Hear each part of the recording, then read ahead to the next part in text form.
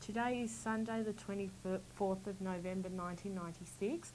My name is Sharona Bloom. I am doing an interview with Mr. Marek Debinski in Melbourne, Australia, in the English language.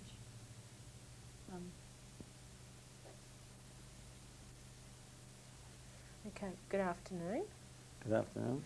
Okay, could you please tell me your name and spell it for me? My name is Marek Debinski, and I spell it for you. The full name is Debinski, and my Christian name is Mark, which is Marek. What was your name at birth? Your name at birth? My name at birth was in English or in Jewish? In English was Marek. In Jewish was Motcho Mendel. Were you known by any other names, any nicknames? No. Okay. Can you please tell me your date of birth? My date of birth is the 20th to the 12th, 1929. Which makes you how old? Roughly 67. Right. Okay. Can you please spell the name of the city where you were born? The city, the name of the city is Lodz. In English, in Polish is Łódź. And what city, what country was that in? That was Poland in English and Polska in Polish. Okay. I'd like to start by talking a bit about your early life. Can you please tell me a bit about the town of Lodz when you were growing up? The town of Lodz was a very, very big city, the second city from in Poland. The first one was Warsaw, that was in English, and in Polish is Warszawa. The population, the Jewish population in Lodz, we had roughly 250,000 Jews living in Lodz. The city itself was beautiful. The festivity was very big, especially on Saturday. The organization, you had a lot of organizations available to the youth movement, especially to young children. We had children used to go playing soccer on Saturday and Sunday. Some of the religious ones naturally didn't go. I didn't go Saturday because my father was Orthodox. But Sunday the festivity was very, very big. All our city, as far as the ice skating is concerned, soccer, golf, cricket, wasn't so popular like in Australia, but we had cricket. I've seen cricket playing. I myself didn't play cricket, but I love to play soccer, and particularly I love to do ice skating. Okay. Can you please tell me a bit about your parents? What was your father's name? My father's name was Yechiel Shmuel Debinski, and my mother was Regina Debinski. Oh. What was your father's occupation? He was an electrician, a very famous one. I have to stop for a minute, please.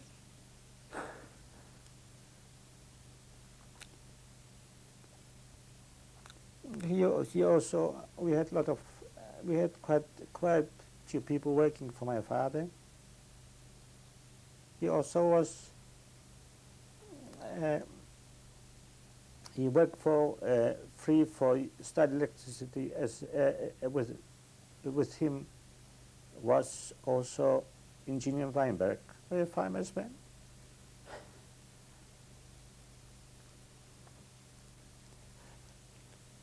Sorry about that, because once I started to speak about my parents, I'm getting very emotional.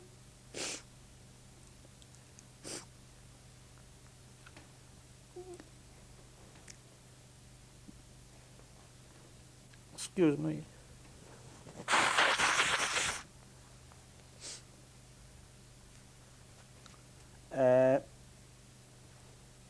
My mother didn't work. She didn't work. She worked only for charities, because my father he had a very good business. We've been really well known. He also had a small wholesale business partnership in the city with someone else. What sort of wholesale business was it? Electrical stuff, and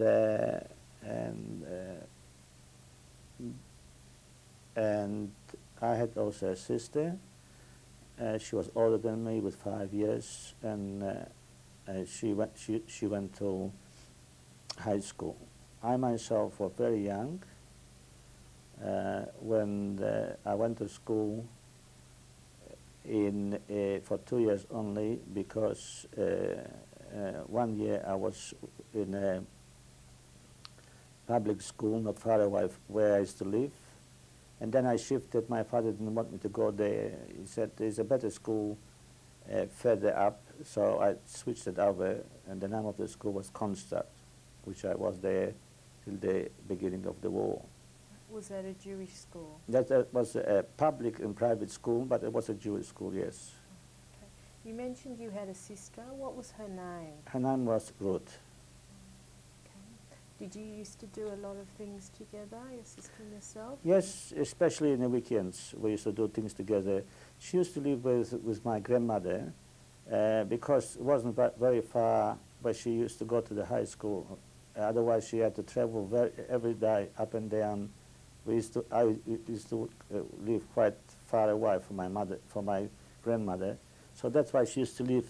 She used to live with my grandmother, and we used to see each other on the weekends. Okay. Every weekend. Can you please describe a Jewish holiday when your whole family was together? Anything that stands out in your mind? Yeah, well, when it was a holiday, we've been really a very close family. We had a very big family in Lodz. Most our family, 99%, that be established in Lodz. And when it was the festivity, particularly Friday night, every Friday night I used to go with my father to the synagogue, which was not far away from where we used to live. And especially for Shabbat, I used to take children to the bakery. What we used to do is we used to go from the shul on the Shabbat. I used to go to the bakery to pick up my children and bring home. I also used to take elderly people with no wives, like single people, elderly people from the shul, to have lunch with us. That was every Saturday. Each time we used to take different people, but at least between 6 and 8 people used to come to enjoy the Shabbat with us every Saturday. Can you tell me a bit about your extended family, your grandparents? What were their names? I never knew my grandfather from my father's side. Only my mother, my grandma, and that was where my sister used to stay with her. The other side, from my mother's side, I never knew my grandfather from my mother's side either, but I knew my grandma, and they used to live in different directions, both of them. Okay. Tell me a bit more about your school life. What did you used to do with your friends? Well, in the schools we used to go. We used to play every day. Most of the days we used to play soccer. It was playing time half an hour every morning or thereabout. But mainly my friends, they all played soccer. We were very close. I didn't have many friends, but I had at least a dozen, which we were very close together. Were they mainly Jewish or? Oh yes, all Jewish. Only Jewish, yes. Right. What's your earliest experiences of anti-Semitism before the war, if you remember? Before the war, the anti-Semitism was very, very big, especially in Poland, and especially in big cities like Lodz. When used to be always, they used to. My father, he was joining the party, was PPS, was a Polish party, because of his profession, and he had a lot of friends, Gentiles, with very close friends, and when was the 1st of May, which was very, very, very crucial in every state in Poland. They always used to go in the anti-Semite out, and the groups of their groups, and the PPS and the others, they used to go with sticks. They used to hit one another. So it was terrible. It was unbelievable to live there. My father mentioned in 1938 that he wants to go to live in England because of his profession. He used to travel a lot out of the sea, especially to Italy. He used to bring a lot of cables. He used to make very, very big projects in Lodz. Especially, it used to be a big factory by the name of Schable and Grohmann, and they had huge enterprises there. And he used to do always, he renewed the installations, the cables and this sort of thing, the engines, the motors, so that was that he always used to work on big projects. Therefore, he used to travel a lot, and he used to was famous in town. Do you remember was there any anti-Semitic incidents that affected you personally, for example? Not really. Right, okay. When did you start to realise that there was a problem, that something was... In 1938. Right. In 1938, I used to go to a Jewish organization, and the Madrichim used to tell us that's going to be a war. It's very bad in Germany. They just had not long ago. They just had a pogrom in Vienna. That was in 1938, and they warning the parents to leave Poland as soon as possible, and especially to go to Israel, to Palestine, because if people can afford it, to go elsewhere, to go anywhere and leave Poland, because that's going to be trouble. Not to go as much to Italy or France, to go more to United States or England, where a strong community and where there's a strong opposition. Okay. You mentioned before that your father wanted to leave and go to England. Was that one of the reasons why? He was trying to go. He was trying to go to England in 1938. Mm-hmm. As a matter of fact, he didn't want to go by himself, like not with our family. He was trying to take his mother and his brothers and sisters. They wouldn't go. So that's why they didn't leave. Right. Okay. And we started to the beginning of the war. Right. What was the name of that Jewish organisation that you attended as a child? That was the Polizion. Was that a Jewish youth organisation? Yeah, that's it. Yeah. Right. Okay. All right. Describe what happened at the start of the war. What happened to your family? At the start of war, you mean when the Germans come in? Or if you have any earlier memories before that, your earliest memories of the beginning of the war. Well, when the war was started, particularly in our house, it was 85% there used to live Jewish people there, and 50% there used to live German Poles. Particularly the German a German person was looking after the building. He was sort of a gardener and an upkeeper.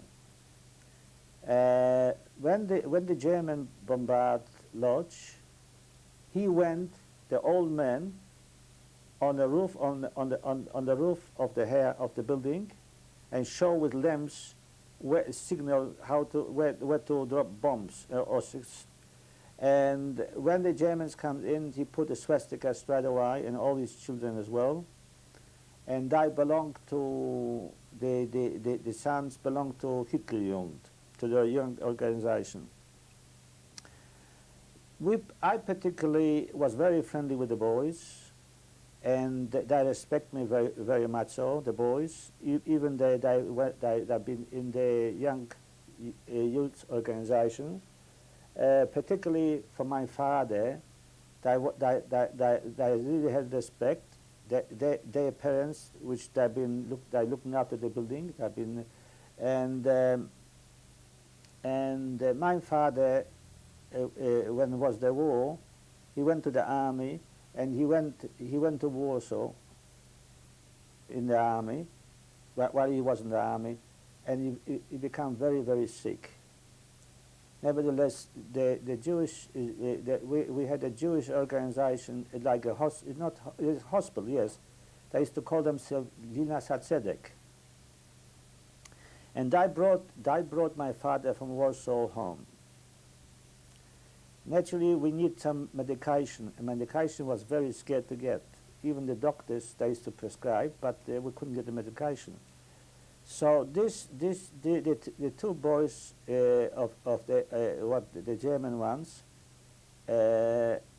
which I was friendly with, they went with me around to the chemist outside the area where we live. They even put me a uniform from Hitlerjugend. They gave me a uniform because I could express myself what I want better than they can, because they've been so close with me, and I was trying to help my father. Was there already restriction on Jews moving Sure, out? sure. Was this already the ghetto that you're No, it wasn't the ghetto then. Before? No, but what was happening was that I went with the boys to the German chemist shops outside the area where we used to live. They knew the addresses everywhere, and we went there to collect some medication for my father, which was for peanuts. If on a black market, it used to be a fortune, and even so, you couldn't get it. But for the German, was available everything. So in one respect is that I helped my father as much as I could until he was better, which I can't say that I didn't, which I did. As far as food is concerned, they used to bring us galore food to their home. It wasn't any problem, because they've been very good with us. They've been living there for many, many years, and I respect my father. They didn't do any trouble to any other, what I know of in the building. They didn't do it to anybody, any problems. So, no. Do you remember their names? I couldn't remember even the name, such a long time. What happened next? Next, everybody had to wear as you know, the Star of David. Everybody had to put on. When was that from Straight approximately? away, as soon as the German came in, that was immediately immediately proclaimed to put on. Everybody, even a Charlie had to wear. Everybody had to wear. So I used to wear it. There wasn't any problem. When I had to go to get medication, I was a different person. I didn't wear anymore. You know what I mean? So I was protected from the boys. I mean, if anything would happen, that could be inscribed like anybody else. But I joined the party, but I helped as much as I could. I can't say anything about it whatsoever. As a matter of fact, that I'll tell you later when I come after the war. Now, we had to go to so my auntie from Krakow, she used to ring us up, and she used to beg us to come to Krakow before even we shipped them from our place. Well, I was willing to go. My mother all over Shoreland was willing to go, but my sister didn't want to go. She was trying to stay with my father. My father didn't want to go. And so we postponed it each by week until we went to ghetto. We came to ghetto.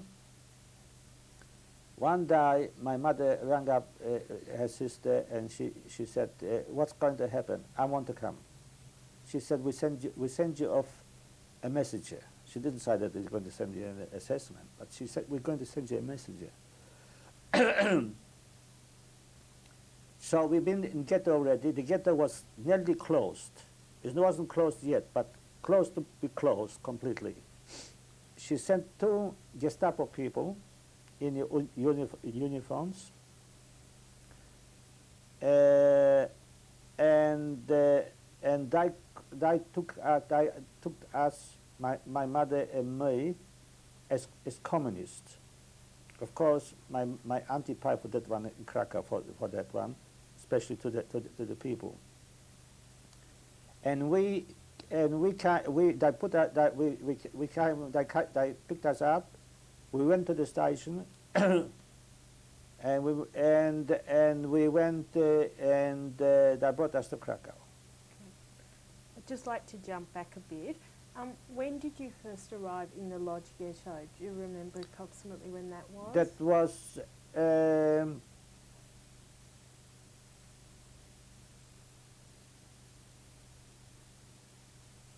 I think that was beginning of 1940. Okay. So you were only about 11 years old? Or thereabout, yeah. Right, okay. Can you describe the conditions as you remember them of the ghetto?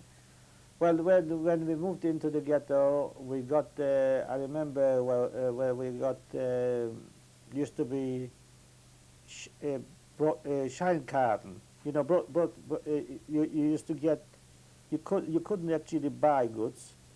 You had to go on the cards. You got the cards from Judenrat. You got the cards, so you go into cooperative and used to buy there. We had a very small room in the kitchen, and we've been comfortable. We've been 4 of us. Was comfortable for us there. Okay, so you didn't share the apartment with another family? No, we didn't. No, right. no. It was comfortable. Right.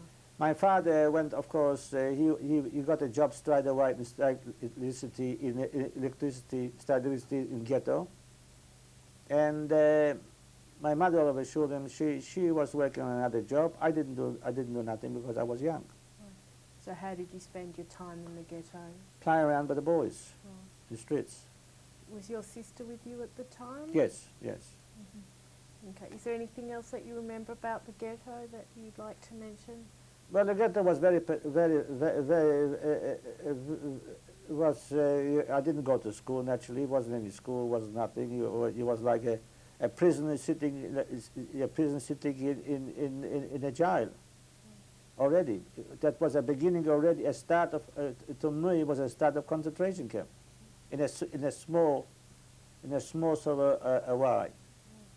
You mentioned the Judenrat, the Jewish Yeah. Council. Do you remember what their function was? Do you remember anything that they organised in the ghetto? I myself didn't bother about that because I was too young. I didn't even understood the things what I'm doing. But as I got older, as I went to Krakow from there on, then more or less I knew what everything all about it. Okay. What happened when you arrived in Krakow? Can you describe that for me, Sure. please? When I arrived to Krakow, we had a good time because that was still a difference to the ghetto. I've been living with my auntie. How long was the journey from Lodz to Krakow? No, the journey was, we went by train. That was only a journey of about 10 or 12 hours. That's all I know it was.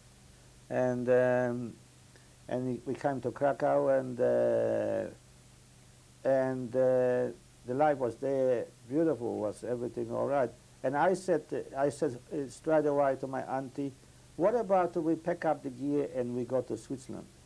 Because I had friends straight away. I was always friendly with anybody, and I was always trying to make friends with people. So I got to know quite a few youngsters, not Jewish, Poles. They're quite nice boys.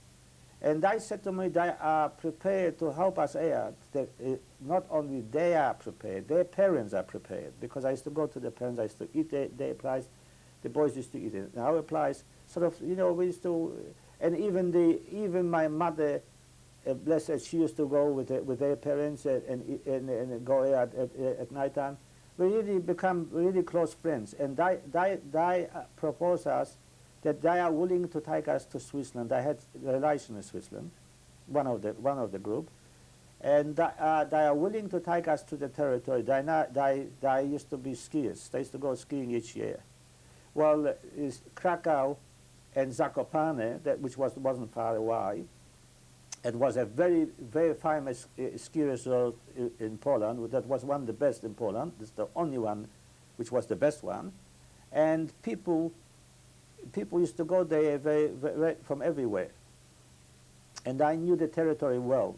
So I was trying to go through Zakopane because that was the border, not that joined the border with Switzerland, and I was trying to take us over. But unfortunately, my mother didn't want to go.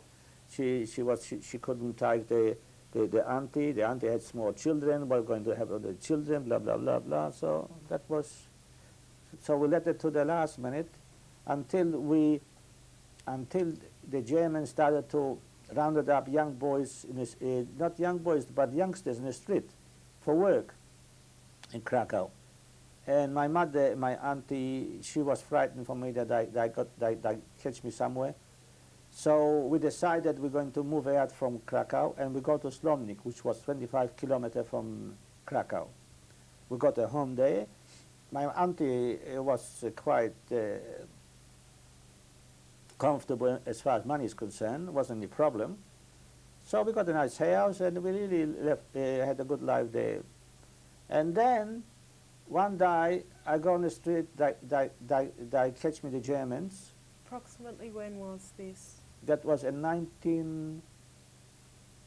beginning of 1942. Right. So the trouble in Krakow started much later than it did in Lodz. Of course, Yeah. that started at the end of 41. Mm-hmm.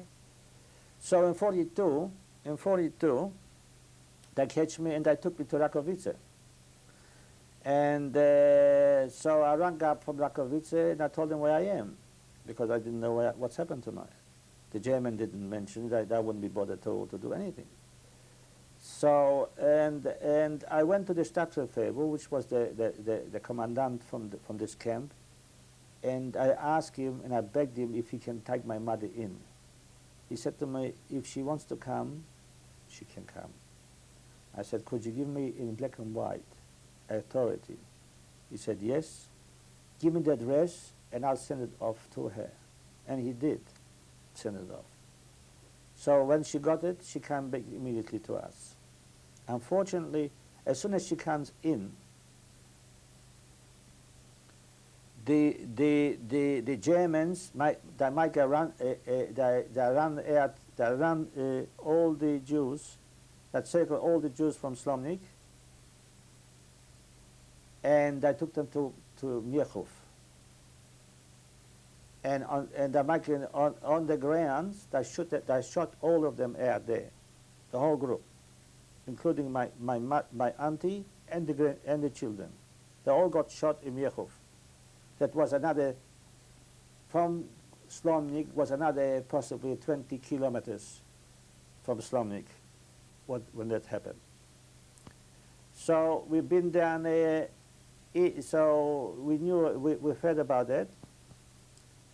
And while I was working down there on the aerodrome, I used to do some other jobs as well. Do you want me to tell you about these other jobs?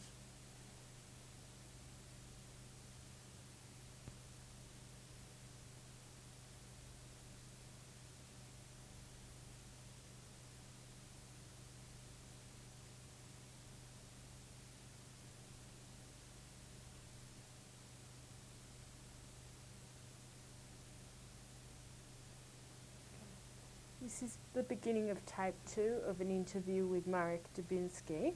Okay.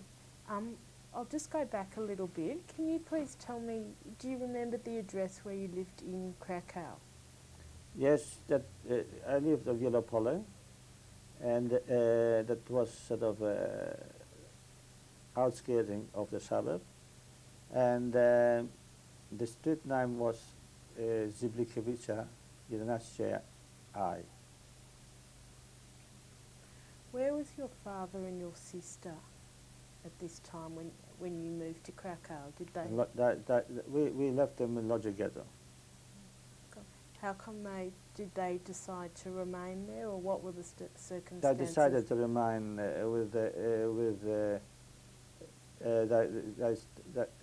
he wants to stay with his brother and sister and his mother. And my sister was trying to stay with her grandmother as well. Can you please tell me what happened to your father and your sister? I believe that I died in 1943 Where? in Roger. Okay. All right. From Krakow, where did you go? Most of the time I was in Krakow. From Krakow I went to Slomnik. Right. Okay. So you mentioned there was in Slomnik some people, including your aunt and her children, were killed. That's right. Okay. And where was your mother at the time? My mother was with me in Rakovice. Okay. Can you please tell me a bit about the conditions at Rakovice? My mother used to work in a place where they used to grow tomatoes. And the name of the place, the name of the camp was, the name was Landwirtschaft. I myself I was looking after ships. Being a youngster, that's why I got the job. Wasn't a physical job. I had 3 dogs, and I've been working with me. I used to take the ships out in the morning and pasture them on a grass all day. And about soon as it was dark, I shipped them to the stables. Okay.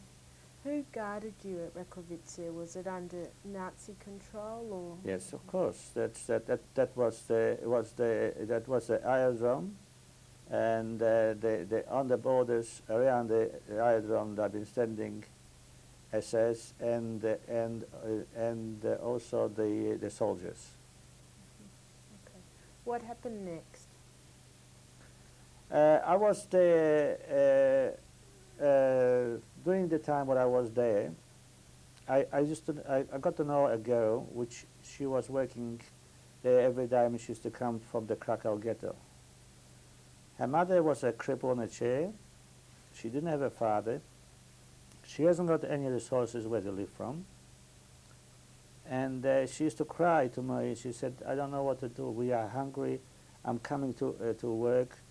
I'm not hungry during the day because I'm getting to eat, but my mother is, and we have no families to tend to, and nobody to help us out. All our families, most of them not living in Krakow. They've been living in different places." I said to her, "Look, my mother lives she lives in a place where the tomato is growing. I'll give you a bag of tomatoes every day, and that you can resell, and you'll be able to buy to exchange possibly for bread or sugar, whatever you need a product." I got a cement bag with tomatoes, and each day I used to bring her and put on the top of a truck. What she used to come with a trailer, and I knew which one it is. I even knew the soldier there. I got friendly with him. He was a very nice man, and he allowed me to put the tomatoes. He knew that's tomatoes for her. One day on Sunday, this one of the young soldiers seen me doing that, putting on a truck. He pulled my ear, and he said to me, "Du verfluchte Jude, warum gibst du die tomatoes zu ihr?" I said to her, she's hungry. I want to give her to her something. He took me to the guards on the border from the airport, and he rang up for the Gestapo. The Gestapo came up. They took me to General Frank building. From there, they put me into the famous prison in Krakow. The name of the prison was Montelupi. I was there for 2 months. My mother, bless her, she couldn't stand that I'm there. She went to the major from the aerodrome, the commandant, and she spoke fluent German, French, English, Spanish, and other languages. And she asked him a few questions. She made an appointment with him. He accepted, and she asked him. She told him a few questions and asked him a few questions. She asked him if she got any children, and he said yes, he's got 2. And she asked him, how old are they? He said 12. She said, my son is 12 and being in prison for nothing. And she asked him, how could people do such a terrible thing to a young boy? And he said, this is cruel, this is not right. And he was very emotional to her. He rang up immediately the General Frank, and he told him,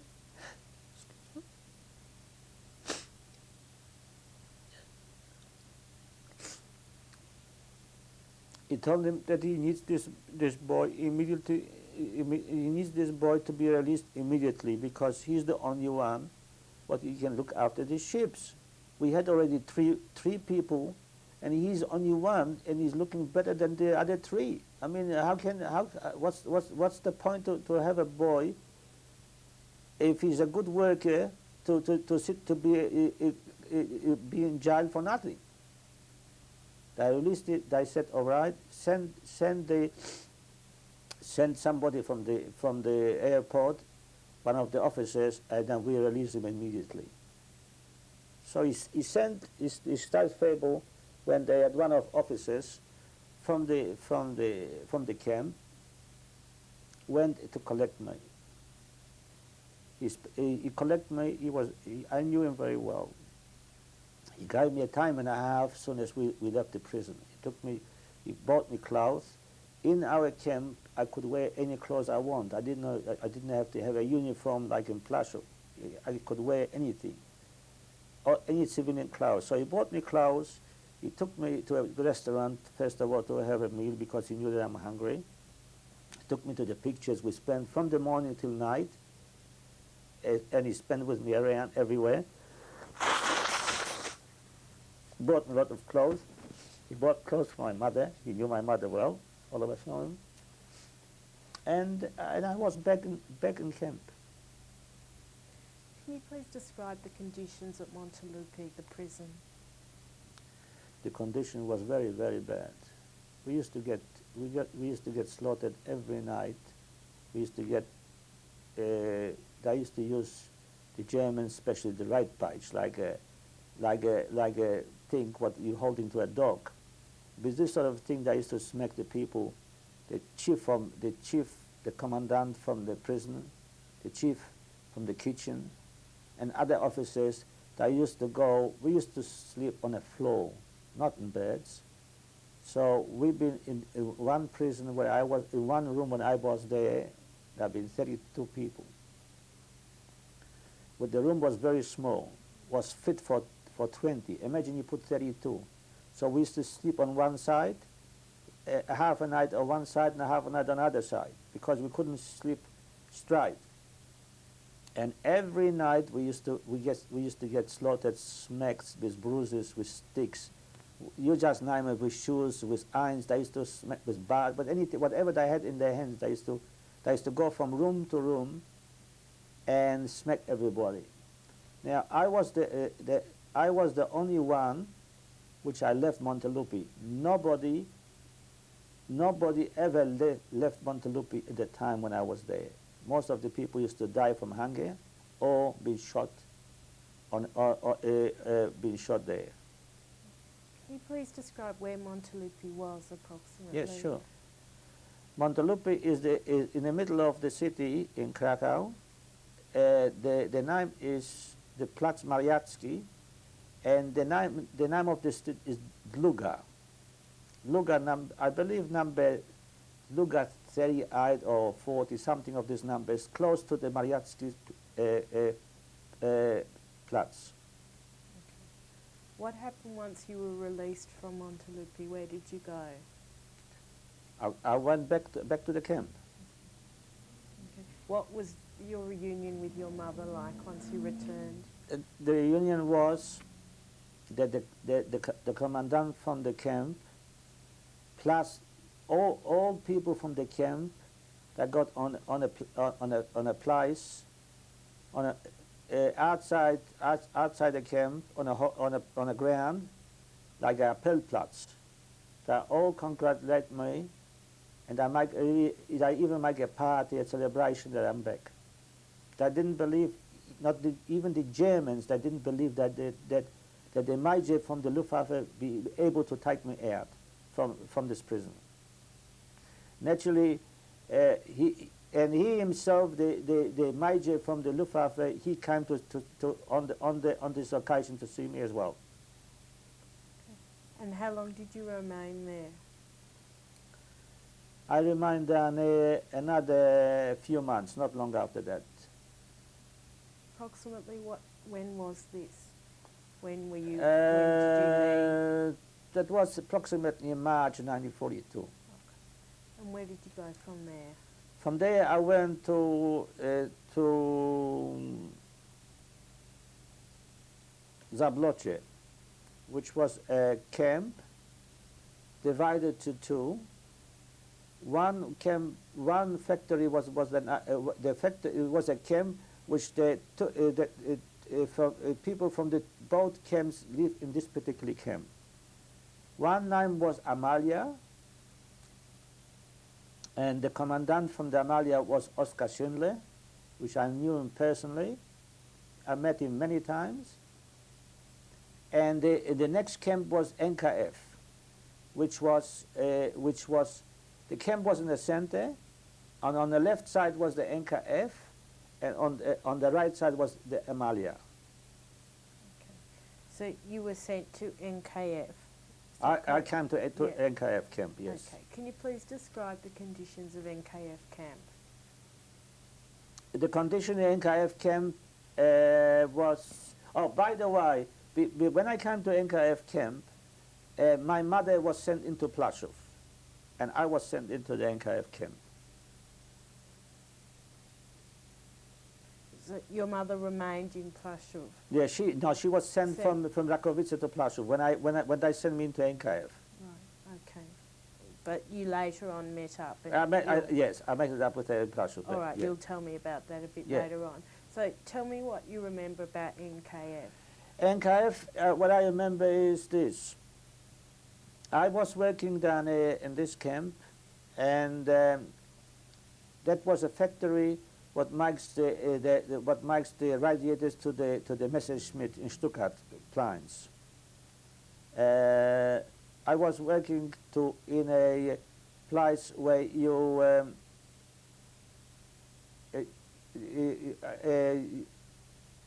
cleaning pipes from sin.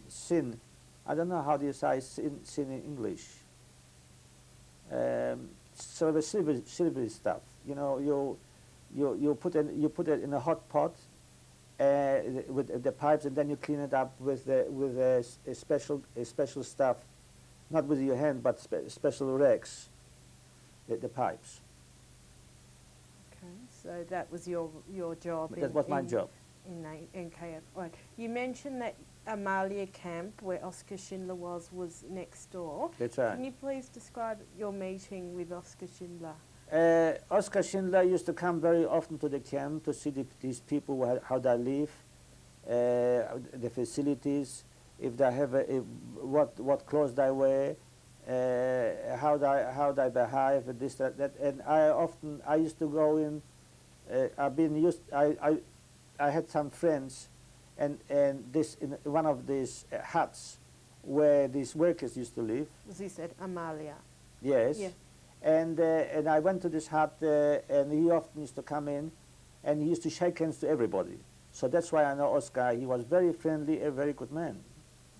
At the time, did you know what he was doing to help Yes, you? yes, I knew. He was very friendly. In matter of fact, that I had a friend which I was very close with, and because I've been so young, and the other one was a young too, he had a special job down there in Amalia. So he took me over to the camp and showed me around in his office, and he showed me the people working.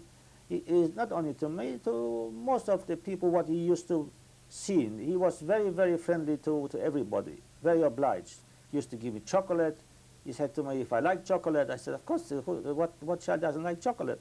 So he knew already, Maurice, come here, I give you chocolate. So he used to take the chocolate. That's why I know him, because he was very friendly, not only to me, but whoever he's seen. Okay.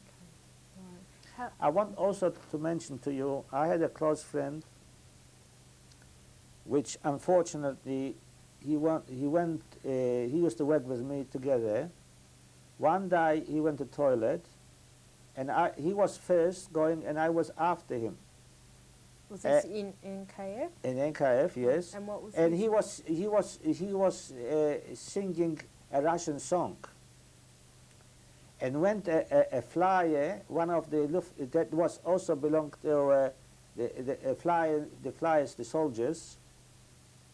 Apparently, he must be a Nazi. This particular one, or he joined the Nazi, or maybe he was from the Hitler Party, possibly. He took him straight away to his office. He rang up the Gestapo. Gestapo took him to Plaszow, and about a week after, they hanged him. The whole people from the camp of Plaszow, they had to watch when they hanged this boy from the NKF. Do you remember his name? I don't, as a matter of fact. Such a long time. I wish that I remember him. He was the same age as I was. He was 12. How long were you in NKF for? About 6 months. Did you have any other job at NKF, or? Yes, I had another job. They put me in a room where they boiled this zinc, which I mentioned to you before. They boiled this zinc. How should I say? They put in the pipes for the radiators. They also put in blocks, poured in, and there was a very strong temperature, about 7,000 temperature. There was about I had to wear special gloves, and I had a mask because of this temperature. It was so hot. It was a very big pot, and I had a very big spoon which I used to put it into the blocks. That was my second job, which I was working there. Is there anything else you want to say more about NKF? Not really. The workers there, there have been German workers there. Some of them, they have been very nice people, and some of them, they have been really bad people. They used to give much trouble to the workers. When approximately did you leave NKF? Roughly September 1942. Okay. And where did you go from there? To Plaszow. Okay. Can you please tell me about your journey to Plaszow? Was it a long journey? No, we walked most of the time. It wasn't some people, the people what couldn't walk, they used to go on trucks. But the people what could work, they asked us if you want on the trucks or if you want to walk. I said myself, I don't need to go to trucks. That'd be very pleasant to us. They asked us what we want to do, and I accepted to walk, which I walked to Plaszow. Okay. What was Plaszow? Plaszow was a cemetery. The name of Plaszow before the war, they used to call it Jerozolimska, and that was where was actually the cemetery, the Jewish cemetery, a very huge one, very big one. And they started to build the big huts, and I myself, I belonged to a group, to Barackenbau. The meaning of it was Barackenbau is the people what they used to work in the tombstones, and we used to do most of the works, whatever they sent us to in the camps, we used to do. And what was the job they sent you to do? Sometimes they used to my excavations, or sometimes they used to do where used to be the stumton to put some grounds and level it up. That was our job. Oh, okay. You mentioned before that your mother was in Plaszow. Right. Is that right? That's correct. Okay. Can you please tell me about meeting up with her again? I met with her again in Plaszow. She was there before me, and when I came, as I mentioned before, when I came to NKF, she went to Plaszow. She was working in a kitchen. When I came there to Plaszow, she was working during the day, and all of a sudden, within a week or so, or a few weeks after, they put her on a night shift. And in 1943, I think the middle of 1943, they sent me to a camp to Germany, to Dresden. And the name of the camp was Chachwitz. That was a tank factory. But she was left behind, and she was still in Skarżysk. I believe when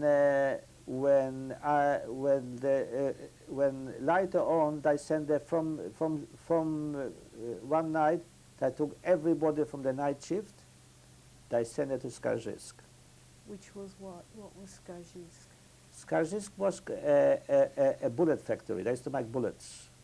And she was, they had three different sections. They used to call Weg I, Weg B, and Weg C. The Weg C was the worst one. That the people there, anybody worked there, came white and became yellow from the bullets. And nobody survived from whoever was working in Weg C. In a very short time had to die. And what happened to your mother? When I came after the war, back from after the war, I found out that she died in Skarżysk camp. Right. You mentioned you were sent to Germany, near Dresden. That's right. Chachwitz. That's okay. correct. Can you please tell me about the conditions there? The condition was there, very poor condition. We've been working on the ground floors, first floor and second floor. The fifth floor was the camp from the people who used to live there. The workers what worked there in this building, they've been sleeping. Everybody was sleeping on the fifth floor. And what was your job there? My job was I was striking bars for the tank machines. Okay. Is there anything else that you remember about Chachwitz that you'd like to tell us about? Well, Chachwitz was a very, very hard, very, very bad camp. We had how do you say lice? How do you say lice in English? Lice, though? We had a privilege always to clean ourselves in a weekend, because during the weeks we couldn't do it, and we used to take off the shirts. The stripes, but we didn't have shirts. We had stripes. We didn't have any shirts really, but the stripe was the uniform. We used to take them off, and we used to trying to kill them with hands like that. And on hairs you didn't have any, because everybody didn't have any hair at all. But the condition was very bad. The soup people used to get swollen. We used to eat soup, hot water with grass, boiled grass, and people from that used to get swollen. I was swollen. I was 24, 25 stone in size from this foot. Were you ever beaten at Chachwitz? Oh yeah, every day. I mean, when you used to get, for instance, when you used to get food, the Germans used to cook. They used to hit you with the things what they used to pour in the soup. They used to hit you on your head, and sometimes they pour you in specially, so you lost it, and they didn't give you again, so you missed out. Everything was specially done. How old were you at the time? At the time, I was roughly about 13, about close to 14.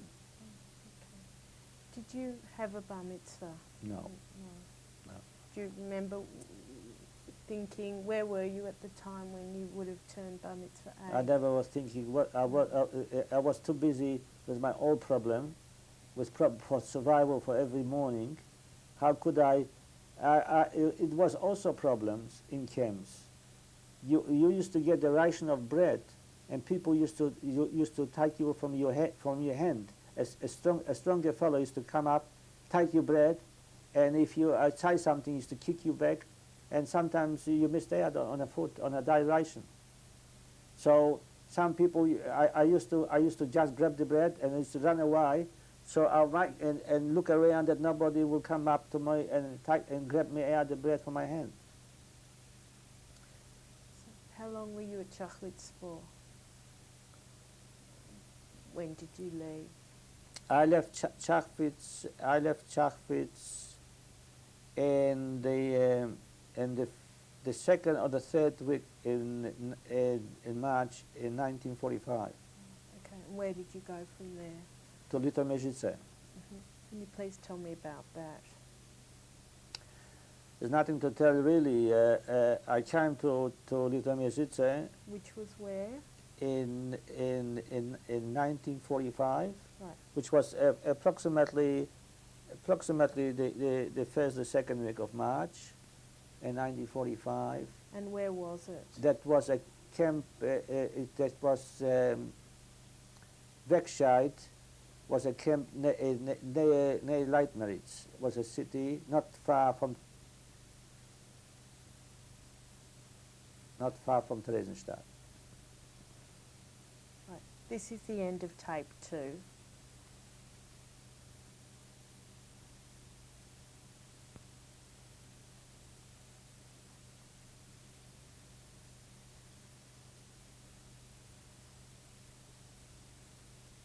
It's a very, very, very smart thing. You're doing a very good job, I can tell you. How did you find out about this thing to set up everything? This is the beginning of tape number 3 of an interview with Marek Debinski. At the end of the last tape, you were telling us that you were transferred to a place called Littermezice, which is near Theresienstadt. Can you please tell us a bit more about that? This camp mainly, I never been actually in the factory. I believe that the factory was underground in Littermezice, near the camp, because people used to go in actually from the camp straight to the factory. I never was in the factory. I myself was very ill when I came into this camp. They put me into a hospital, and this particular hospital, there have been a lot of sick people, and I was sick myself. I had TB for 2 months. Actually speaking, through the time when I've been there, they put us in huts, very cramped place, very cramped rooms.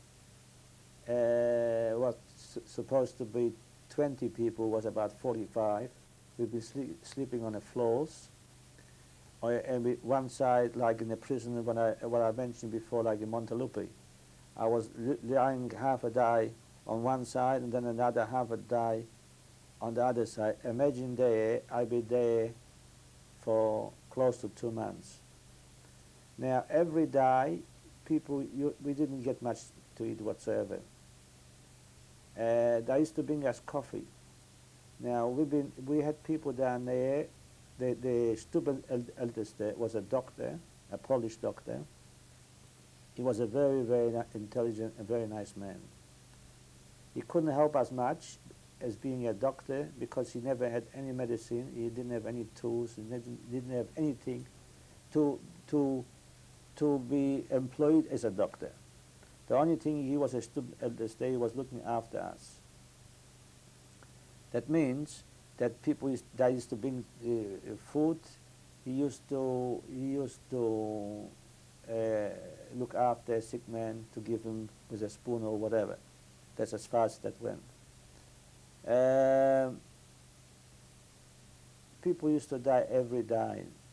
they used to the dead people they used to put in the in the in the laundries or in the wash house where we used to wash ourselves. They used to put them on the floor and lying there for days until somebody took them away.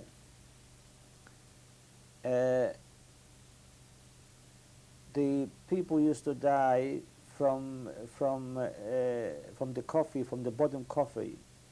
They used to get swollen, they used to get dysentery because they've been hungry, and after that they die. And he used to warn them, don't eat this stuff.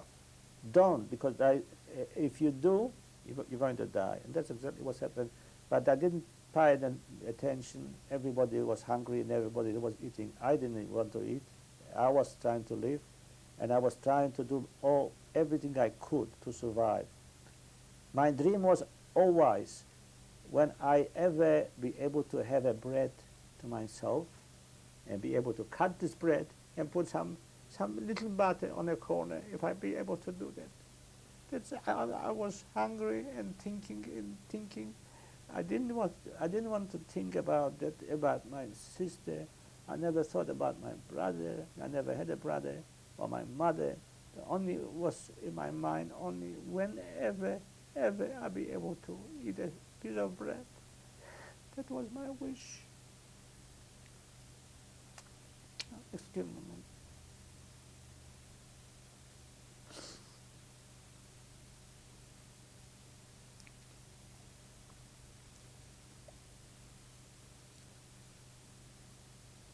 Also, it comes a time when I make a urine in the camp.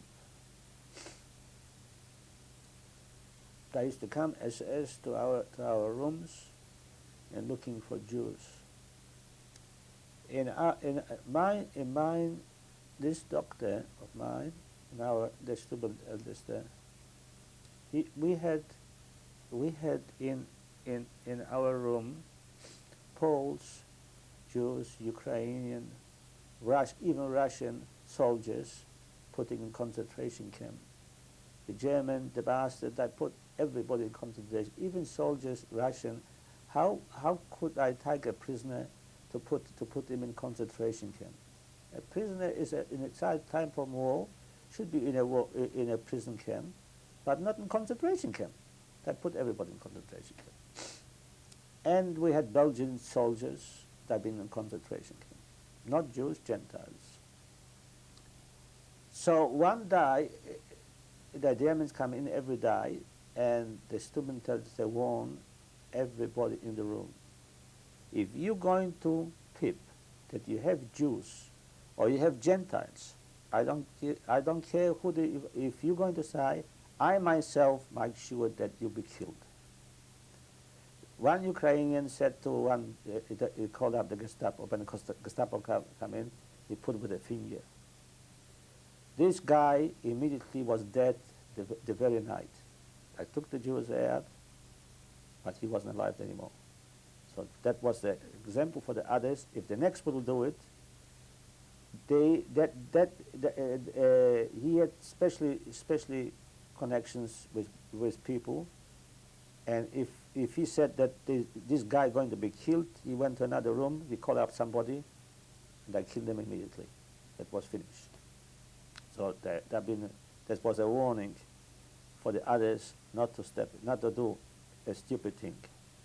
And that was mine. I was survived because of that. And I becoming and asking all the time after that, I want to make a Jewish. They want to clear up from the Jews, from the camps. Also, the Theresienstadt they put dynamite around the camp. On the 1st of May, they put dynamite around the camp. They want to blow up the camp, but unfortunately, they didn't succeed because the Russians came in on the 8th of May. And immediately, the Germans, in 8th of May, I went myself to a toilet. At this particular day, I was very, very weak already, falling apart. and I come to I was looking. We had around the camp the big what do you call this?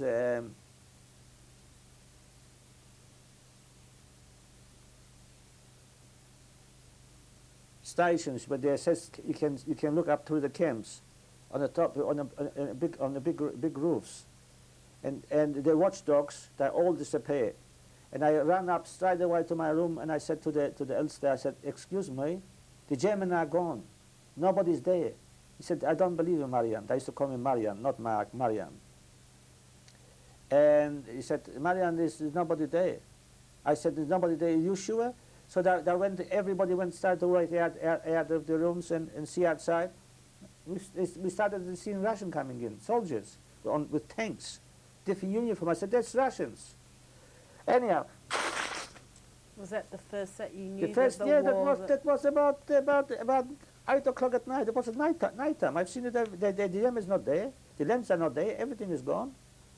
And I've seen already a first unit of Russian tanks coming in. So everybody, the emotion was very, very big. But also, they put dynamite around Theresienstadt because they was trying to clear all the Jews from there. And as soon as the Russians come in, they took all the dynamite out. As a matter of fact, that was a cluster there. So what do you mean a cluster? That means a place, a church. And around this church, this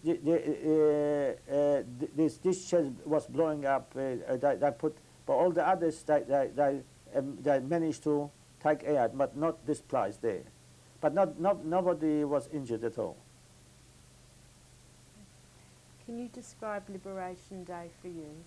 Oh, it was very emotional, very emotional. We didn't, people, they used to call us Musliman. You know what means Musliman? A person which can't walk, which he can't looking after himself, is sort of a skeleton. So they used to call this person a Musliman. That's how I was a Musliman.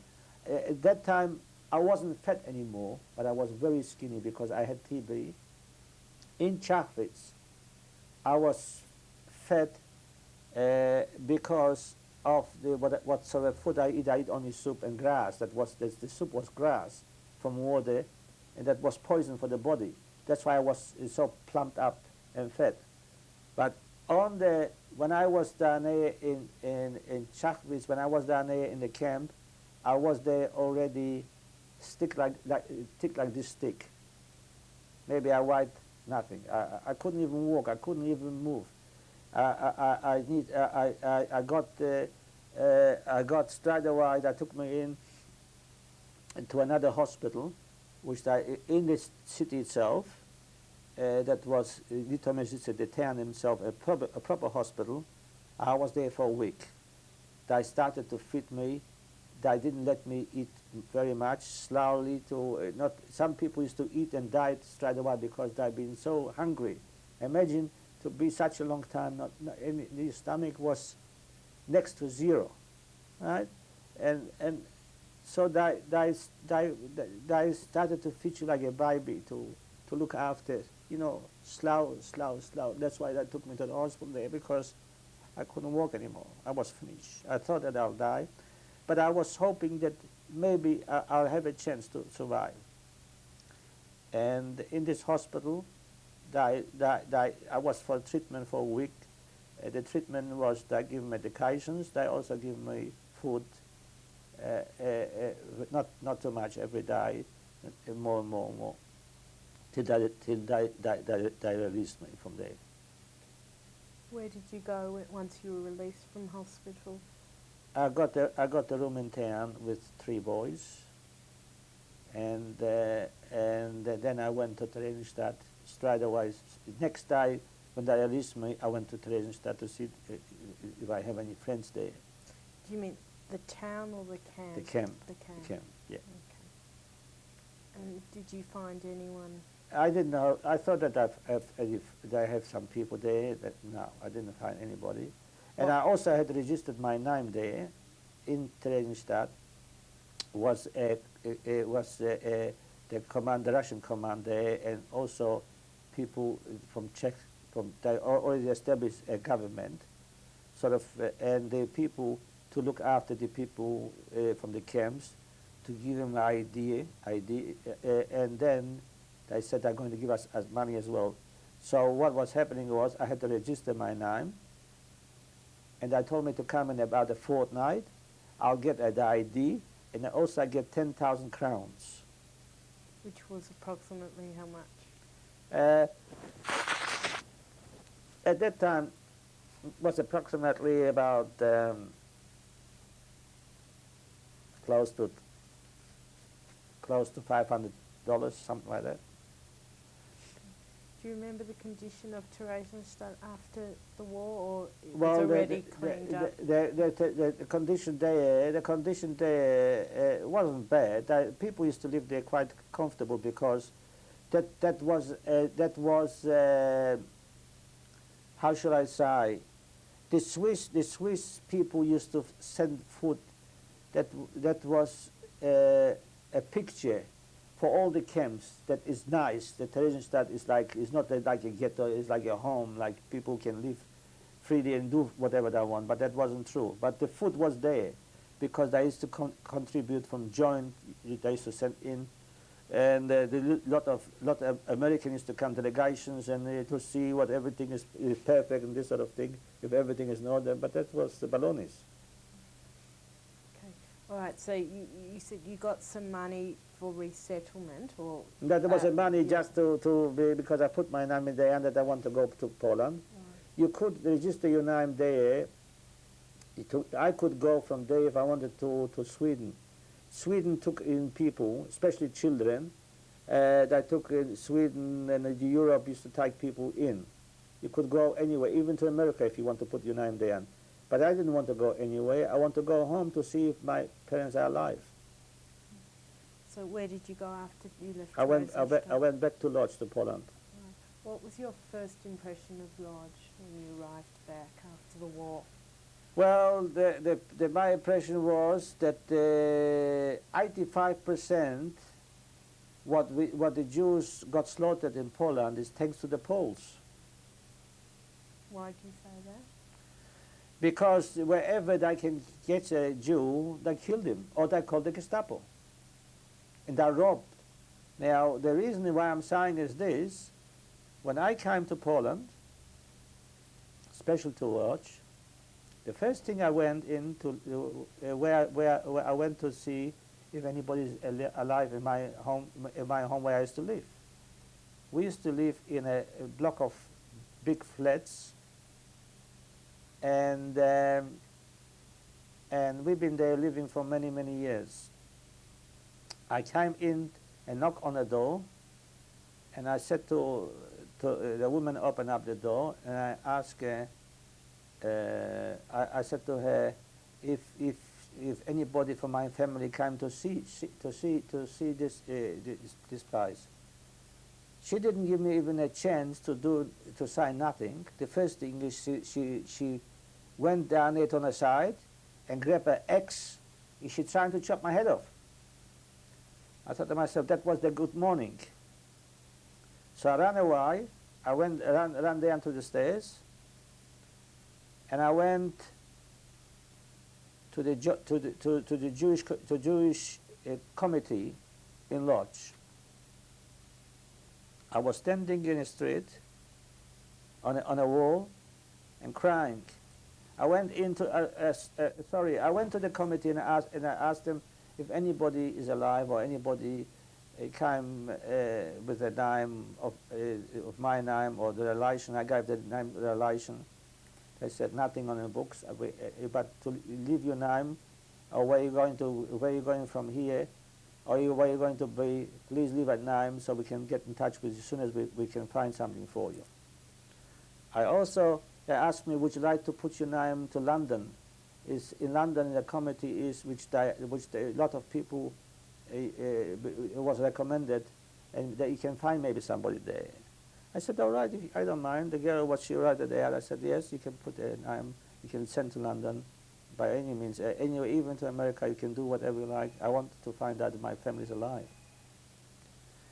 I never heard from them at all. I knew that nobody will be alive, especially with the Poles. The Poles, wherever they could find a Jew, they killed him, or they even called the Gestapo, or they done the job themselves. You can imagine. I went to ask a question. The woman takes the X to me.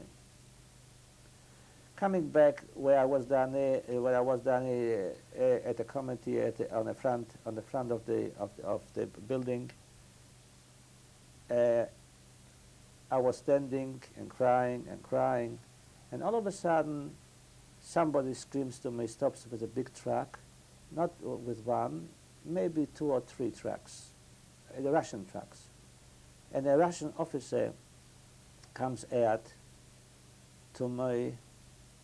And he asked me one thing, is your name Mark? I said, yes. I said, who are you? I said, are you Henry? He said, yes. I used to go with him together to school.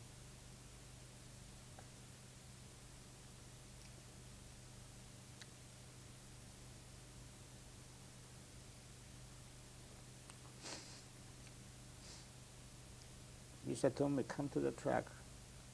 I'm here in one of the best hotels in the Main Street, which is Piotrkowska ulica. I want you to come to me. I want you to stay with me.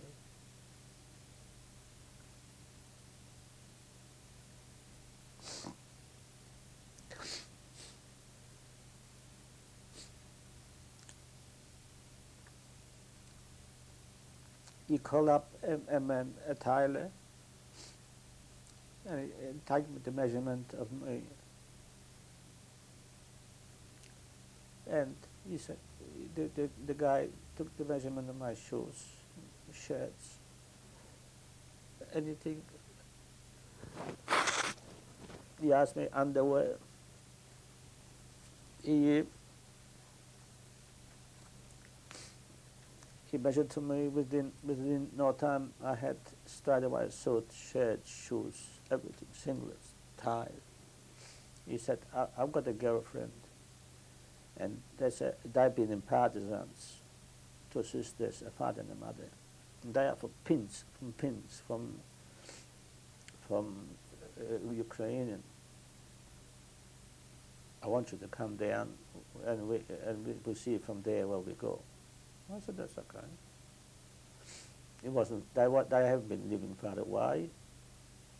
So we went down. I got introduced myself to them. They've been very pleasant people. The girl was very nice. His girlfriend was nice, and he gave me the other sister. And we went for tea to a nightclub by the name of Tabarin. That was one of the exclusive one in Lodz. That was before the war exclusive, and it was after the war exclusive. They've been for the same people that been running this sort of place before the war as well, the same name. One of the waitress, I have to recall, his name was Solevich, and he was a waiter at the time after the war. He also, when I came to Australia, he opened up himself a sort of a restaurant, actually a catering business. Anyhow, we went down there, we had a tremendous time, and all of a sudden he said to me, Henry, excuse me, Mark, I have to go somewhere. I'll be back. I don't know how long it will take me, but I'll come back to collect you all. Okay, he went, we stayed. And he came back, he didn't smile, he was quite normal, like he left normal. He didn't make any comment, but something happened between. Next day, I've been invited to their place for dinner. The parents made the dinner. Very nice dinner prepared, really good food, and I enjoyed myself. The old man got the paper and he shows me something is happening here all of a sudden. was funny happened last night. He said, I asked him what was happening, and this Henry was sitting. He didn't say a thing, nothing whatsoever. He wasn't emotional. He didn't laugh. He was normal, like before.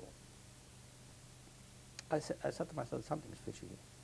Then he said, this man said to me, they shot a family. They came some gangsters, Russian uniforms. They took the whole street area, they circled the whole street. They took a family from the place. They took on Platz Halera, which was a famous big grounds in Lodz, not far from the army compound. They told them they done the same job like the German done to the Jews. They told them to dig a grave, undressed, and I shot him. How many soldiers there been? They don't know, but that'd be quite a bit, because imagine they had to circle the whole area to take the family and shot them on the spot. And I said, I don't understand. I said, this is the place where I used to live. I said, this is exactly where the place I used to live. I said, who done this job? I mean, there must be some people who have been against it. I didn't want to say stop him, because if I would say that he done the job, he couldn't be shot like they had been shot. So I had to keep my mouth shut. He didn't tell me nothing. I didn't ask him nothing. Was it ever discussed? Never discussed.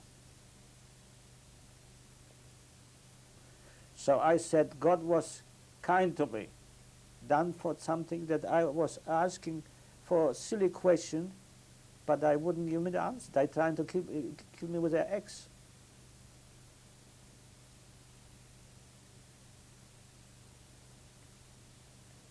What happened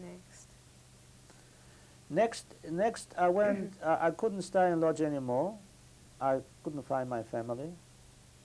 I went on the Schlesien to a place that calls Waldenburg, Waldbrich in Polish. In German it was Waldenburg. And I went to a kibbutz by the name, I joined the kibbutz by the name of Dro. Where was this?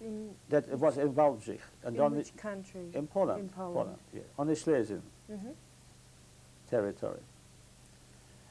In this particular organization, there have been mostly young people from the partisan from Latvia, from Pinsk and Minsk, underground people. And I've been there. And then they asked me if I want to do something for the organization. I said, meaning what? They said, would you like to join, we call a group by the name of Brecha. I said, what means Brecha? Brecha means that people which they are trying to accommodate displaced persons to Palestine. I said, I don't mind. Fine, I'm for it. Well, the first thing that taught me how to shoot, that was number one. I picked it up in 2 days. I showed and I had. I used to wear a sort of a Russian uniform, high boots. So I had one pistol down there. It was only a small one. One I had on the side. And I used to Russian blouse, Russian, but that not really with the stars like the Russian, but I used to wear like that, and I liked it. So so they taught me how to shoot, and with everything, with machine guns, with everything. But most I used to use pistols, a small pistol. And my job was to we've been a group of 6. And our job was to take from Waldenburg, Waldbrich, on the territory on Czechoslovakian border, to take the people through on the border, on the Austrian side. So we used to also bring people from Lodz on the trains, carry them to Waldbrich, and all do this job. That went for about 2 or 3 months. One day,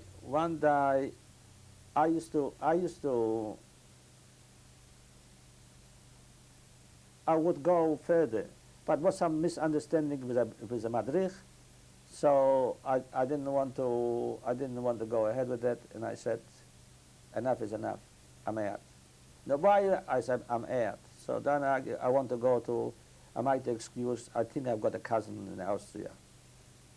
That wasn't true, but I was trying to move out of that because I've seen a few things which I didn't want to make him loud. I didn't want to make the organization bad.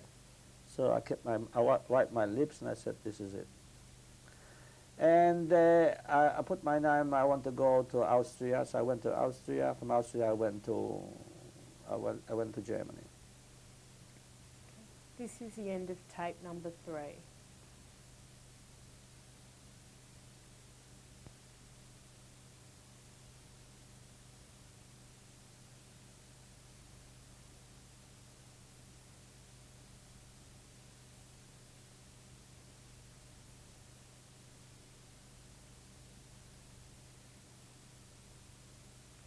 This is tape number 4 of an interview with Marek Debinski. Okay, just jump back a little bit. You mentioned when you went back to Lodge, you went to look for your family. Did you also find out what happened to the, there were some boys that helped you get medicine for your father that lived in the same apartment? They've been, as I mentioned before, they've been looking after the apartment blocks, which was a very huge apartment. We had 133 blocks. It was a really a corner building, and with 1, 2, 3 big doors. Two big doors just for the cars to drive into the place. It was a huge building. And I've been there for many years. His father was looking after for many years this block, which was a good income for him. But in Niger, they've been very nice people. And when I came after the war, when I went to see my flat, I went before. The first thing was to see their flat. Unfortunately, the father died during the war. The 2 sons, which have been friends of mine for a long time, for many years, ever since I was living there in this building, also died. They've been in the SS. Yeah, on the front, I died in Stalingrad. The 2 brothers. The mother died during the war as well, so nobody was in the family. I couldn't meet anybody. I would love to see them and give my gratitude to them and help them whatever I could, and even put in the name in a book, which would be a privilege for me. But unfortunately, that hasn't been done, and there's nothing to what I could do for them. We were talking about that you had the chance to go to Austria before the end of the last tape. Can you continue? I went to Austria. I went to Austria to see if anybody is alive, whether I can find somebody, because I was hunting around and see if I can find wherever I can find my family. But unfortunately, I myself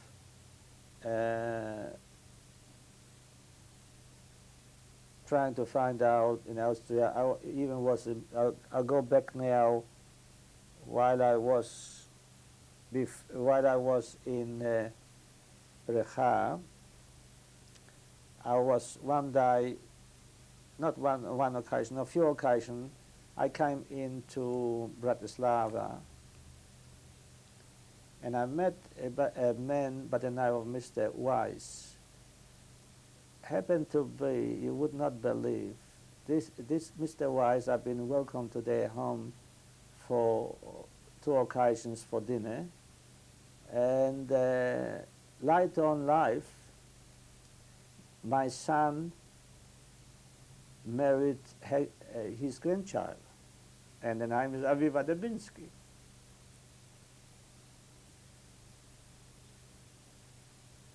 How did you get to meet Mr. Wise? Being in Brecha, because I've been waiting for the. At the time, I brought a group from Wałbrzych direct to Bratislava with trains, And it's happened that I was in the committee at the time, and he came in, and he said, and we're talking and talking, and then I said that I'm working, this is my job. He said, how about I'm inviting you to a dinner, to Shabbat to me. I said, I accepted, and on 2 occasions I was there, in their place. And then when you had in Australia, how did you meet up again? We met up again here in Melbourne, yeah, sure. Okay. All right, so what happened next? Next, I was down in Linz, which was not far, it was a camp by the name of Bindemichel. It was in Austria. When I left the kibbutz for good, I've been there for a couple of months. Nothing was there for me to be. I was trying to move on to Germany. I put my name in. I want to go to Germany. So they said, all right, you want to go to Germany? So I went to Kassel. Chackwitz. That was Kassel. Yeah, Kassel. Was a camp. I've been there in this camp for 2 weeks, and from there I moved on to Ulm. Ulm was Germany. Kassel was Germany, so was Ulm. Ulm was between Stuttgart and München. I stayed in Ulm from 1946 to 1949 till I came to Australia. And what did you do in Ulm? In Ulm, I didn't do really nothing because that was a camp, that was a DP camp. We've been eating and drinking and getting parcels from the joint. That's about all it was. But I haven't been done any work. The only work which I've done is I went to Ort and I was learning a profession. I was trying to, I haven't had any profession. My father, Oliver Scholler, was electrician, and I thought to myself, electrician with electric thing, no. So I had a friend that he joined Ort, and he said, what about you join too? I said, yes. Okay, so we decided to do ladies' handbags. I've learned the ladies' handbags, men's briefs, all sort of things, whatever is concerning leather. But when I came to this country, I didn't even do nothing with it. I'd done something else. Okay. Describe what led up to you coming to live in Australia. Why did you choose Australia? I put my name into 2 places. I put my name into to go to the United States and also to go to Australia. I had some friends which we was thinking about to go there. So I didn't know. I make up my mind that either I go to the United States, where I can go quicker, and if I can go to Germany, if I can go to Australia, I come to Australia. The reason is it is becoming Germany hectic. That's why I got desperate. There have been a lot of Nazis down there, a lot of Arabs. I had a camp. The Arabs camps had in Augsburg was an Arabs camp, and that used to make a lot of problem to the Jews. These Arabs mainly, they've been ex-SS. As you know, during the war, they had the Ukrainian SS, they had Yugoslavian SS, they had Arabs SS, and mainly the SS, the Arabs SS, they've been mainly Syrian, because Syria joined with SS, and also Croats, Yugoslavian. There've been a lot of SS, and they had a camp down there. The Arabs in Augsburg, they used to make all sorts of pogroms on Jews. And I thought to myself, enough is enough. How long I have to build it? Damn Germans! I want to move out from here. I want to go out. Enough is enough. I've been in concentration camp. I've seen that in. And I still continue the same thing. Why should I be involved here? Out. And that's why I make up my mind wherever I can go. As a matter of fact, that on Monday I got accepted to Australia consulate, and on Wednesday I got accepted to American consulate. They can go to America. But I thought to myself, I better ask. It was a rabbi, Australian Kaplan, in Stuttgart. And he was working in joint. And we drive up to Stuttgart with a jeep. A friend of mine had a jeep. We drive up to Stuttgart, and we see this Kaplan, the Australian Kaplan. And we discussed with him, and we asked him, "What do you think personally? What is a better country, America or Australia? Because I'm accepted to America, and I'm accepted to Australia." He said, "Look, in Australia at the moment, a loaf of bread is 1 shilling and threepence. Listen to that. A pint of milk is 5 pence. A dozen of eggs is 1 and 3. I said, "What it means? I don't understand this thing. You tell me, you explain it."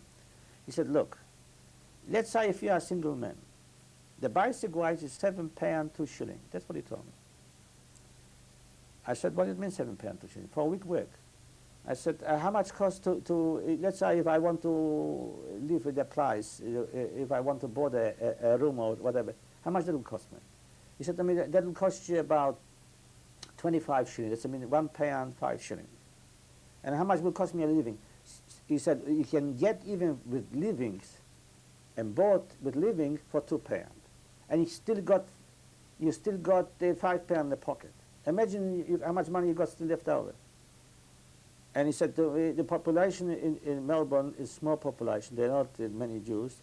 The country is a big country with a very small population. You got a prospect to become somebody and to improve your life. In America, it's a hard life. You got to work like a donkey. The money, you get $40, $50, but they take the guts there. You like in concentration camp, they hit you with a hammer. I advise you, not that I'm trying to promote Australia, but believe me, you'll be very happy. Look, you got the contract for 2 years. You'll be there 6 months or 2 years. You don't want to go back. Go back to Germany. You can still go to America. What's stopping you? Or even if you are in Australia, you can still apply to America because you've been on a list, so you're not cancelled tomorrow. I said, you're talking sense. I said, the guy was supposed to go with me. He changed his mind. He went to America. I said, I'm going to Australia. And I came to Australia. We came to Australia on a boat, and I left Germany with actually I left Napoli. From Napoli, we left the 1st of June, and we arrived the 13th of June in 1949. I came here, I couldn't speak a word of English. I got a dictionary in my pocket, and when I want to ask somebody on the train, I looked it in to say for the fare how much to pay and this on, and that was amazing. I never went to school, and I can speak English. I can write English. I can communicate well. But when is a will, it's different to a person. If there's a will, you know you got to do it. You're doing it. Simple as that. What was the name of the ship you arrived on? Fire Sea. Right. And what port did you arrive to? Did you arrive to Melbourne? So we left Napoli. We've been in Napoli in a camp down there by the name of Bagnolia. We've been in this camp for approximately 2 weeks until the ship arrived. And then we left the ship. We've been traveling a month. We've been cruising. The ship was a big, it was a transport ship. We've been 1,400 people, and the majority of us was only 20 Jews, amongst Ukrainian and Russian and Poles, and you name it, and you had it on the ship. The food was terrible. The facility was terrible. Terrible facilities. I've never seen anything like it. The spaghetti with oil. Everything was with oil. You didn't see any meat, really. It was really like better than concentration camp. I wouldn't say concentration camp, but I would say better than concentration camp. What was your first impression of Australia? Fantastic. I was in love the very day I arrived. I've seen first of all, the food, so much food. I mean, we've seen food in Germany, but it wasn't plentiful like here. The shops packed with food. Wasn't self-service like you have now. That wasn't there. But the shops itself, they had groceries full with food, and what impressed me. You know, you got plentiful of everything. You know, the money what you earned, £7 was a lot of money. You couldn't spend all the money what you earned. You know, it was plenty. Really, I was thinking. I've seen then that's a good country. Of course, naturally, if I would have my family with me at the time, would be appropriate. Unfortunately, I have not anybody. I didn't know who to turn to. I've met people. People used to use me up, whatever they could. But I could see they used me up, but I didn't have any option. I had to apply the ball with it. What do you mean by use you up? You know, in every respect, people used to tell me things, and that wasn't true at all. They're trying to find out from my families. I didn't need moral support. I need moral support, not financial support at the time. But I didn't have that. People used to cheat. And they used to use you up. And they used to laugh at you. If you want to go out with a girl, the first thing the mother asked you, what is your bank book? What do you do? They didn't ask you, how are you? The first thing, what do you do? And I got, you know, I was awake because I've been by myself since I was 9 years old. And I was my own supporter, and I knew that people were using me up, but I had to play ball. And I used to get fed up. I used to take out the girls, and when the mother used to ask me what you do, I stopped taking the Jewish girls. I hide it. I don't know if I should ask you the next question, but what did you do when you came to Australia? Well, the job what I've done is I had a job. First of all, the first job I had is I was in Broadmeadows in a camp. That was an army camp. And I worked down there in a canteen. Now, my job was to make sandwiches for people to go to work from the camp to work to Melbourne, to towns. So I used to work down there on a night shift.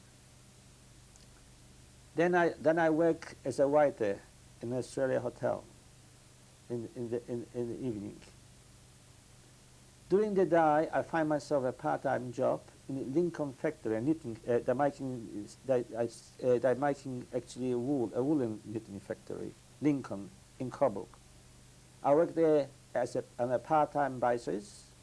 I also work at night time at the Australia Hotel. Plus, I worked in the kitchen in a canteen, simply because I was trying to put a dollar together to do something about it. So I finished up to have about 15 to 16 pounds a week, which was a lot of money, The first thing is I was trying to learn how to drive. I had a friend of mine, which she passed away a long time ago, and he taught me how to drive. After that, it was a while, not straight away, it was a while. I left the hostel, the camp, the Broadmeadows, and I left the job, the Australian Hotel, then the Lincoln job, and I went to a factory which they make farms machine in Kensington, in Macaulay, the area, the Macaulay suburb. I worked there until I finished up the contract. As soon as I finished up the contract, I got myself a truck, a Penryn truck, and I went to the markets. I got my soul in no, I used to do hawking. I used to go to the country. I used to leave Monday and come about Thursday night back. Being a single man, I didn't have any obligation to anybody. So I went away. I didn't have to ask anybody, to tell anybody, or excuse myself. So I've done that. What did you hawk? What did you I sell? used to do hawking. What type of products? I used to have ladies' underwear, like slips, dressing gowns, men's trousers, men's shirts, knitwear, men's and ladies, a bit of watches, because that was handy, you can put in the pocket. And I had, I used to buy wholesale the watches, and also, of course, everything at wholesale and shares. And then I opened, then I started to, then people used to tell me, why don't you go to the market instead of to go to the country and have such a schlep? You can go to the market as well. I said, that's a good idea. So I got myself a name, put myself a name in Victoria Market. I got the table straight away. I put my name in Southmore Market. I got table straight away. I got put myself a name in Dandenong. I got a table. I got it also in Warragul in the country. So I gave it away, straight away the whole hawking, and I went to the markets, and ever since I stayed there for many, many years, until I met my wife.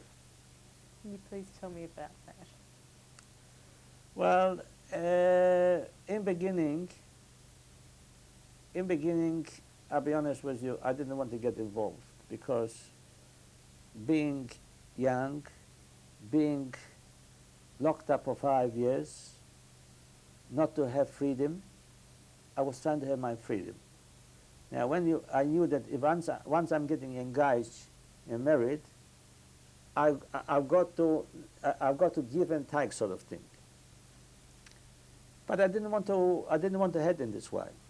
Anyhow, I had a friend of mine, and I used to go out in the groups always with friends. We used to take girls here, there, but I never was committed to anybody. So one day, I got a friend, and we used to go out a lot together, and he said to me, I've got for you a girl. I'm taking one, and you can take the other one. But I said, the girl, it's funny. I know all the girls in Melbourne. The newcomer. I said, I know all the newcomers because I knew. I used to go to all the dances every Saturday night and Sunday night, so I knew everybody. And anyhow, I had a close friend of mine, and when I didn't have nothing to do, I used to take her out. Her name was Sheila. She was a friendly girl. I knew her parents. And when she didn't have nothing to do, she rang me up. And if I have nothing to do, I rang her up, just like that. Anyhow, we're going to a dance hall. It was a party in the city, in a hall. And then I've seen two new girls. Just I've seen a new face. I said, oh, Sheila, have a look. See, these two, they're two new girls. Yeah, you're right. I said, I haven't got in my black book yet written. I better find out more about it. I said, who are they? And I find out. So, you know what I've done? I went with Sheila next door to one of the girls, and I speak to her. And I said to her, what's your name? She told me her name. I said, where are you from? She said, we just arrived. We just came from Israel. And who's the blonde one? It's a nice girl. This blonde one, she's my sister. Ooh. And she was sitting like with two bodyguards. One boy here, one boy here. This one got a boy two on one side. I said, oh, what's her name? Her name is Fai. And what's your name?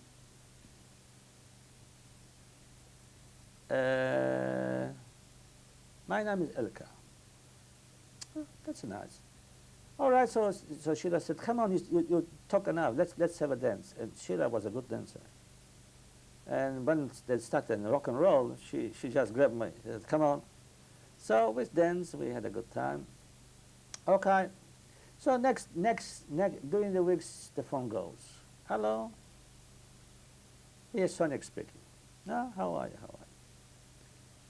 I've got I've got the girl, which we're going out Saturday night. Would you like to come along? I said, yes. I said, which one? The tall one or the small? I said, listen, I'll tell you something. Before we're going there, I know the girl what you're speaking of. Maybe you think I don't know, but I do know. He said, go on, you talk. I said, if we're going, I want the little one. You know the short one? You can take the tall one. He said to me, what do you mean? I said, that's exactly what I'm telling you. Because if you don't, I'm not going. He said, all right, it's a deal. So we went up, we picked her up, and that's what started.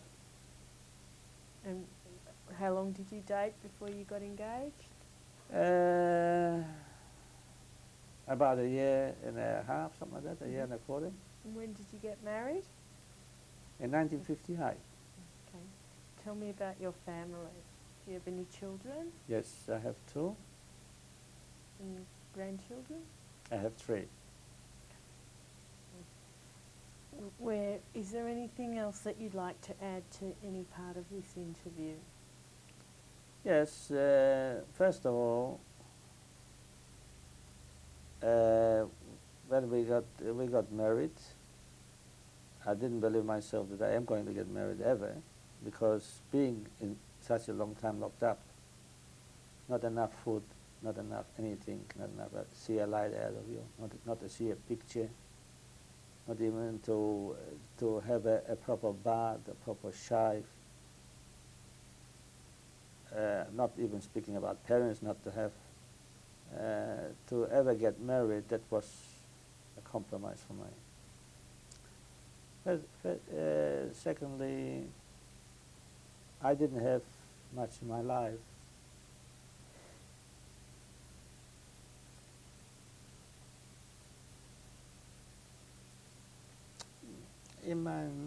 During my time in concentration camp, I was trying to give education to my children.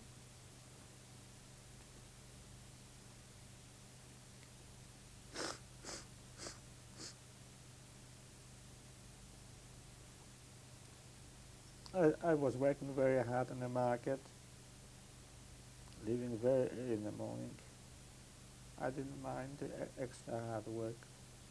My wife wants to go to work. I never let her go to work. I was trying to, she keep her home, and really a Jewish home, which I didn't have it during in my days when I was locked up. And I've done anything. It was nothing too hard for me as far as work is concerned. I said to my wife, look, I don't want you to go to work. I do the extra work wherever is available, wherever I can get $1. I don't want you to be stingy on food. I want you to buy canned food, which I didn't have. I want everything at home, whatever you wish, I want you to have. And for the children, I want to bring up a proper school. I don't want my children to go to a state school. I wanted to go to private school, give education. And when my son finished up the ordinary school, and he went to a high school, which was a plus for me because I didn't have it.